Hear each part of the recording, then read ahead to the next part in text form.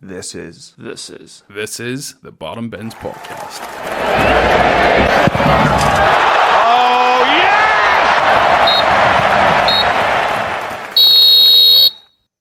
Hello and welcome back to the Bottom Bins Podcast and two episodes in a week that we have for you covering this week in football. It's been a wee while from we've actually done it this week in football, but football news over the last couple of months was actually pretty dead, to be honest. But two episodes here for you. This first one that we're going to be doing is all about Jurgen Klopp's shock announcement that he'll be leaving Liverpool Football Club at the end of the season. So I think just immediate reaction, lads. This news broke earlier on this week. So, Oren, when you first heard the news, what was sort of going through your mind? Do you know what? It was quite a well, obviously, I think to everybody it was a shock, but no, I couldn't believe it. I was coming out of maths actually with my primary school class, and I was just thinking, this isn't real. Do you know what I mean? Because we've spoke so much, especially recently, about the impact that Jurgen Klopp has had, especially this season, because he doesn't have the crop of players that he might have had a couple of years ago when they won the Premier League and won the Champions League. And the impact his management style has had in this season has been phenomenal. So whenever I first saw this news, my immediate reaction as a Manchester United fan was, happy days. And I think every rival fan would be thinking the same. But, as a fan of football and as a fan of the Premier League, it'll be sad to see him go, as an unbiased, as a neutral, because he's a character in the Premier League, whether you love him or you hate him. He's a character in the Premier League. He's undoubtedly one of the world's best managers and greatest managers of all time. And for that to believe in the Premier League, it does drop the standard of managers. Of course it does. And, whether he goes somewhere else or whether he takes a wee hiatus, it'll be interesting to see. I wouldn't be surprised if the German job or something came up. I know there's links to Bayern and that, but, with that link to Borussia Dortmund, I would be quite shocked if he does go to Bayern Munich. But, look, as an unbiased fan, all the best to him. But as a Manchester United fan, I can't lie, I am happy to see him go, just based off Liverpool being our rivals. Yeah, no, I completely hear what you're saying. It is tough, obviously, when you look at United and they've done so poorly over the last 10 years, and then you look to Liverpool and the job that Klopp has done, especially, and the trophies he's managed to deliver in that time. It is a bit sickening as a Man United fan. But listen, I'm completely on the level with you as well, Oren. I agree. I think when Klopp leaves the Premier League, you absolutely drop the standards of managers. He's probably the second or third best manager in the world. So by taking that out of the Premier League, you absolutely do. You drop the quality level of managers in the league immediately. Connor, again, similar sort of question. What was your instant reaction to hearing that Klopp is leaving, and what do you think it actually means now for Liverpool? Yeah, I was like Oren. I was shocked. He had signed the contract to go on to 2026, and I thought he would do that because they're going so well this year. They're flying top of the Premier League. They're in the final of the League Cup and still in the FA Cup and Europa League. So I was shocked. I thought he had done a great job, as we've spoken about in previous podcasts, to turn the club around. After last year's disappointment, I seen he came out and was kind of like any other club, he might have been in trouble getting sacked, but they stuck by him. It's going to be difficult to replace him. Even this year they're flying, and the squad, isn't as strong as a lot of other clubs. And he's done an unbelievable job to, I've seen he's only one of 3 managers to win a league title over Pep Guardiola, which is crazy. And he's stuck with Man City for the last 5 or 6 years. I would question, him and Pep Guardiola have been 2 of the best managers in the Premier League history. He's just a bit unlucky. He's come up against that giant in Man City.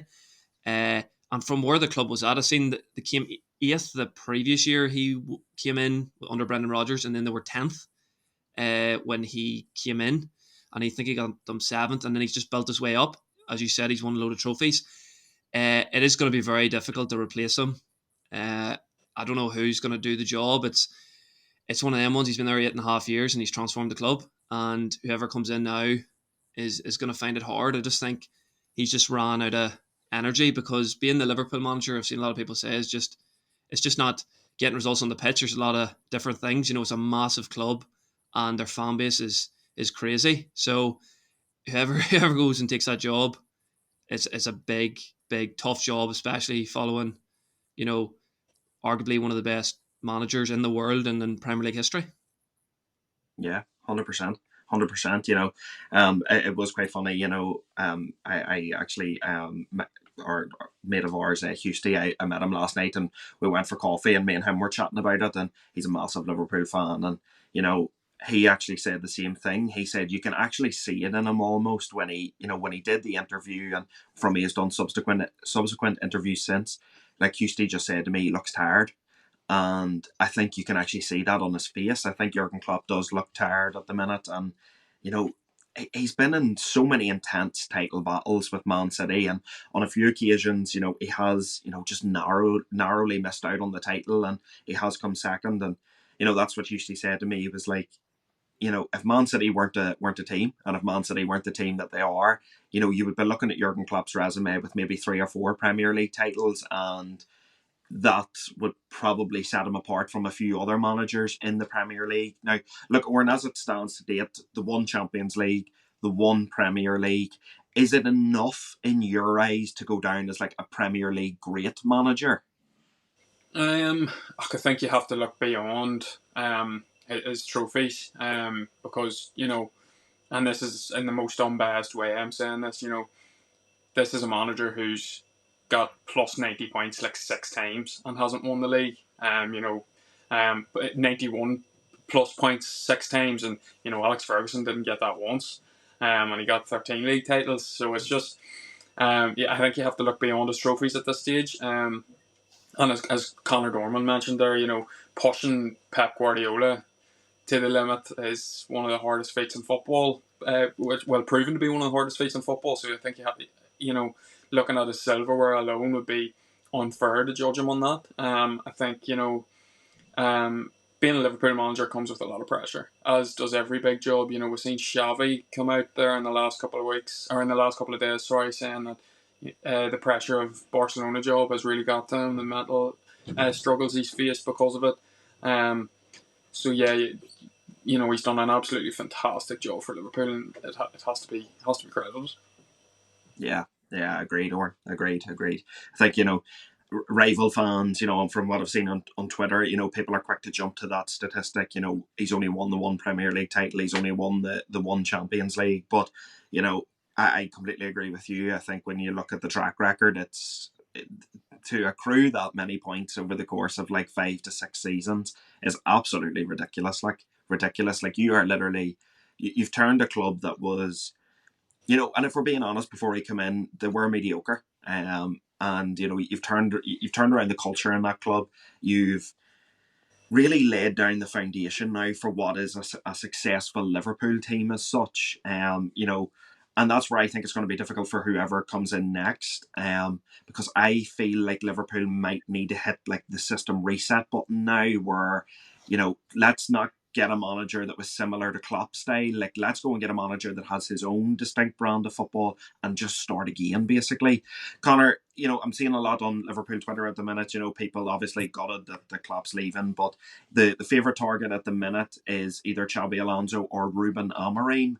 Both very young managers, both exciting managers with their own tactical view on the game.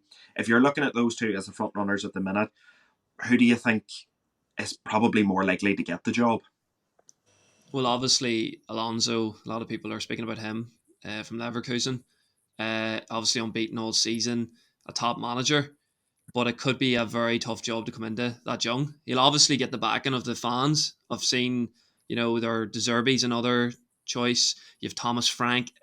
I think a manager maybe with a bit of Premier League experience, managing the Premier League could be a huge thing. I've seen a lot of people saying as well, like Alonso plays totally different style to Klopp. So integrating that and getting players in is going to be tough. Maybe that's a reason why Klopp left. Maybe, as you said, I think there has to be a rebuild this summer, and we're seeing like Van Dijk coming out saying he might not stay. Salah's probably going to go. You lost Mane, you lost Firmino, you lost Fabinho, you lost Henderson. the spine of the team and players getting older. It's such a tough job. I just don't know at the minute who they're going to go for. It's a hard one to say. You know, that I've seen De Zerbi could be a really good one because he plays such great football. We've seen it at Brighton that he, you know, they don't spend that much money, but he has done brilliant things there. He has come in after Potter, who done a good job at Brighton and has took them even further. They're now in the Europa League. They got through the group stage and they're flying, and they're one of the most exciting teams to watch, I would say, even in Europe. So maybe like a De Zerbi or a Thomas Frank could be a really, a more sensible choice, a more, safe choice than a like Alonso, who obviously has done a fantastic job, but maybe doesn't have that experience yet. Yeah, no, I completely understand what you're saying. Completely understand. Oren, look, Klopp has really, and we've said it a couple of times now in the past few weeks, he's pulling up trees because he works on such a limited budget, a real shoestring budget, and he's managed to do what he's been able to do with Liverpool. Now, obviously, when you look at the next candidate for a manager that's coming in, is that something that you perhaps worry about for the next manager?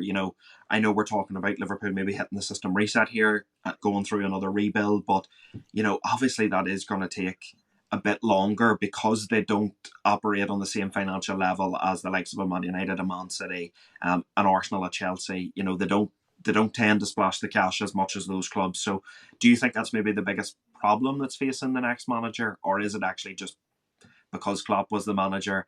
You're almost having to step out of that shadow. I would argue it's a bit of both. I think it would be unfair to say that Liverpool don't necessarily that they have a shoestring budget, because you look at Van Dijk, one of the most expensive defender signings of all time. Darwin Núñez, one of the most expensive attacking signings of all time. Fabinho as well came for a hefty price tag. Naby Keita came for 60 million or something like that. So it's not like all of Liverpool's signings in the past, in the Klopp era, have worked, but the ones that he's based his team around and really focused on have been, as Connor said, the spine of the team for that long, that a rebuild was really on the cards this summer. I know a lot of people were talking about Klopp maybe not seeing out another rebuild, but this, coming into this summer really, really is that new rebuild. As Connor said, Van Dijk, Trent Alexander-Arnold and Mohamed Salah all three are within the last 18 months of their contract, and I would say there is a lot of Liverpool players that, of course, they love the club, but playing for Klopp is that real pull for them. I don't think they'll struggle to sign any players. They're quite obviously one of the best teams in Europe and have been for the last few years. So the pull is going to be insane. Playing for Liverpool is never gonna turn you away from playing for them. Do you know what I mean? So it is just such a huge job for whoever comes in, and they can't underestimate the job just because of Klopp's work. Even looking back to when Sir Alex left Manchester United, David Moyes inherited a team still with Rio Ferdinand, Wayne Rooney, Nemanja Vidic, Robin van Persie, players that won the league 12 months before that, a couple of months before he came in. And if Liverpool are to take any solace from what happened there, they just need to give this new manager time, and that's why it's such a difficult process for whoever they bring in. But I would say, if he's let the club know in November that he's leaving, they've been looking for a new manager from November, and obviously I would say Klopp's going to have a heavy impact on who becomes the new manager. But they can't just do what some other clubs have done at the likes of Chelsea and bring in Steven Gerrard per se, because they need to bring in somebody with experience. And it would be fantastic for Xabi Alonso, but he has really only had one season of top flight football. He was managing Real Sociedad's B team for a few years, and this is his first real opportunity to show himself. And yes, he's doing fantastic, but we've seen managers do brilliant in their first year, so it has to be a carefully calculated choice from the Liverpool board, and obviously they're going to do that. But Liverpool fans, if you're to take any advice from Manchester United fans of the past, it's give your manager time, because they really, really will need it. Yeah, no, I agree. I agree. And, I feel like, whenever you come out of an era like this, whenever we come out of the Fergie era and now Liverpool fans are coming out of this Klopp era, there is almost still that expectancy of success, regardless of who comes in. And really, I agree with you, and I think the piece of advice is, listen, temper your expectations, because you could be in the wilderness now for the next few years. And by wilderness, I mean, not necessarily challenging the top four, just trying to build a competent squad again, that allows your manager a platform to then succeed. Connor, when we look at Klopp and the incredible job that obviously he has done in the Premier League, and just looking at his credentials as a whole, just a great manager, great tactician, and a personality, as Owen said previously there, you either love him or you hate him. There's sort of no in between with Klopp. Um, what do you think his lasting legacy is on Liverpool Football Club then? Oh, it'll be, you know, I have never met a Liverpool fan that hates Jurgen Klopp. Even I, as a United fan, love his personality. I know he can maybe get a bit down sometimes and angry, but he's a manager that I would have loved to had at United. He transformed the club. I think a lot of Liverpool fans, as you said, maybe the younger fans will have the high expectations, but a lot of older ones, even that I know, realised what position they were in when he came to the club. They were not going very well, really struggling. I know they had that few title challenges under when they had Gerrard and then Brendan Rodgers, when they had Gerrard and Torres and then Brendan Rodgers came in. But you're sitting there and you're looking at the stats: 60% win percentage, basically at home. They were nearly unbeatable. Them Champions League nights coming back from 3-0 against Barcelona, he's just going to be unforgettable. Yes, you look and people say, "Oh, he only won one Premier League," but as Oren was saying, there like 6 seasons to get over 90 points.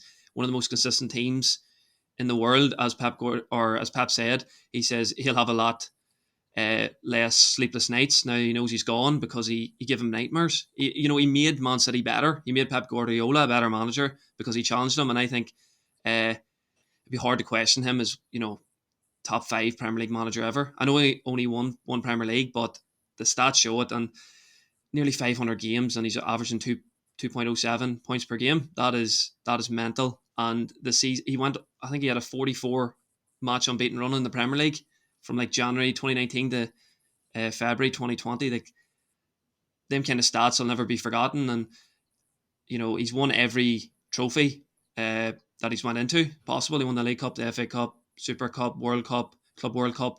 So I think his lasting legacy will be as one of Liverpool's best ever managers.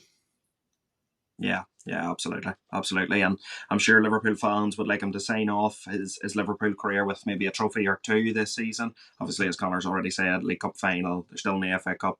They're probably the favourites to win the Europa League this year as well. So look, he could absolutely end his Liverpool career on a high. But that's going to do it for this episode, folks. Thank you very much for tuning in. I'm sure if you're a Liverpool fan, you're absolutely gutted and probably shocked about this Jurgen Klopp news. So if you are watching this, leave us a comment. Let us know how you're feeling about it. If you are watching on YouTube, please hit that subscribe button, hit the like button, and if you're watching on Spotify, please give us a follow. It'll help the podcast out tremendously. And as always, thank you for listening, and keep it bottom bins. Keep it bottom bins. Keep it bottom bins.